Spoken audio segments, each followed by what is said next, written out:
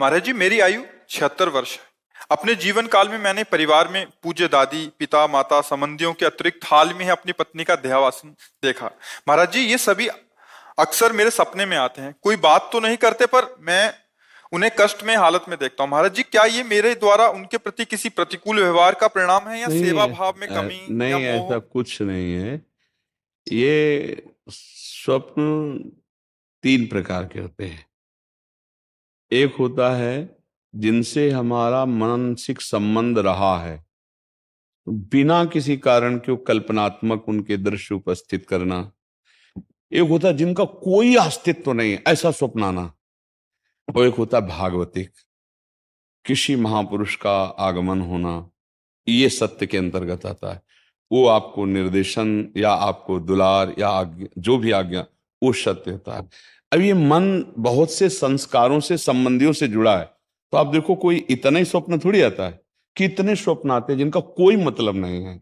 ऐसे ही ये परिवार के सने संबंधियों का जो आता है, उससे दुख सुख का लेना देना नहीं है।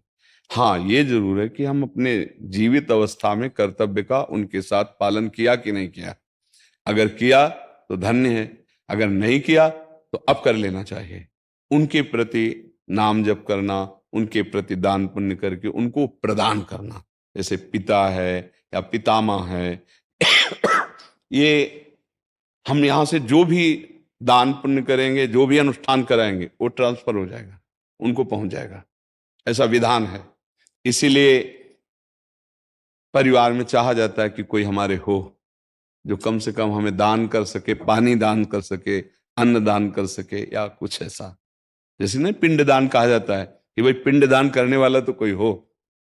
तो आप अपने पूर्वजों के लिए जो किए हैं वो आपको पता है, व्यवहार कैसा किया है।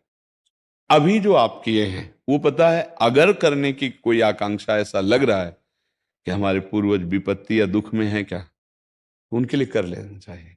श्रीमद् भागवत का संस्कृत से अनुष्ठान कराना, गौ ब्राह्मण संतों की भोजन आदि करा करके वो सब दान उनको कर देना, मंत्रों का जप करना या नाम का जप करके कीर्तन करा के उनको प्रदान कर देना। इससे उनका मंगल, जहां भी होंगे, जिस योनि में जहां भी, उनका उत्थान होने लगेगा, उनकी उन्नति होने लगेगी। ऐसा। और खास भगवान या भगवान के भक्तों के सिवा स्वप्न में जो कुछ, सब मिथ्या ही होता है। जैसे आप स्वप्न में देखते हैं मैं ये कर रहा हूं, मैं ये कर रहा हूं, तो कुछ होता है क्या? कुछ नहीं होता। अब लोग उसी में फंसा देते कि इस स्वप्न का क्या मतलब हो सकता। कुछ नहीं हो सकता, स्वप्न है। राजा जनक जी एक बार सैया में पड़े सोए और स्वप्न देख ला कि हमारा सारा राज्य छिन गया और मैं एक भिखारी बन गया और बहुत भूख लगी है। अब मांगे तो थोड़े से चावल और दाल मिला, तो मटकी में, मिट्टी के पात्र में उन्होंने लकड़ी बीन करके खिचड़ी पकाई। और वो पक्के तैयार होने वाली थी, दो सांड आए लड़ते हुए, ऐसे लड़े कि पूरा बिखर गए।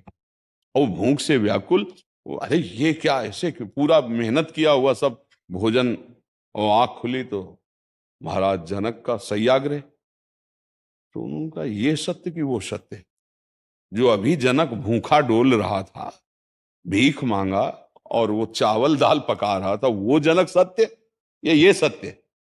क्योंकि उस समय ये सत्य नहीं था, इस समय वो तो सत्य कौन है? अब उनके सभा में बड़े बड़े ज्ञानी महात्मा बैठते, तो आकर प्रश्न किया, ये सत्य कि वो सत्य? अब कुछ उसकी व्याख्या हो तो समझ में आवे, ये सत्य कि वो सत्य। अब कोई उत्तर ही ना देवे। तो जब ये बात अष्टावक्र जी को पता चली, तो सभा में नवीन अवस्था थी, सभा में आए और जनक जी से बात की।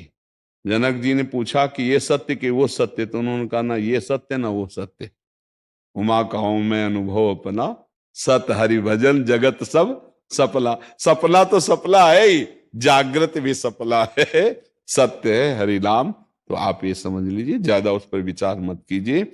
यदि आपके अंदर ऐसा भाव आता है, धन आपके पास है, तो ऐसी कुछ सेवा दान पुण्य करके, कहीं ऐसे जैसे गौ सेवा है, गौ को चारा पवा दिया है ना, कहीं साधु महात्मा को किसी किसी एक को भी भोजन पवा दिया, और वो कहीं भागवत हो रही उसमें सहयोग कर दिया। नहीं पूरी भागवत करवा सकते, तो भाई हमारे कुछ चंद रुपए इसमें सहयोग में हो गए, और उसका फल हमारे माता पिता, दादा दादी को मिले, ऐसे भाव किए जाते, तो उससे उनको कल्याण होगा, उससे उनका मंगल होगा। खुद नाम जप करे, मान लो एक बार एक माला में 108 नाम होते हैं, और 108 नाम जप करके हमने दे दिया कि हमारे बाप को प्राप्त हो, हमारे बाबा को प्राप्त हो, हमारी माँ को प्राप्त हो, तो उनको प्राप्त हो जाएगा, उनकी उन्नति होगी।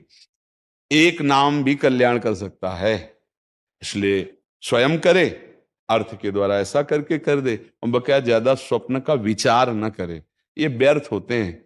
हाँ, कोई संत महात्मा है, भगवान का आदेश दे, वो बात अलग होती है, बकाया सब व्यर्थ होते हैं। ये व्यर्थ में फंसो मत।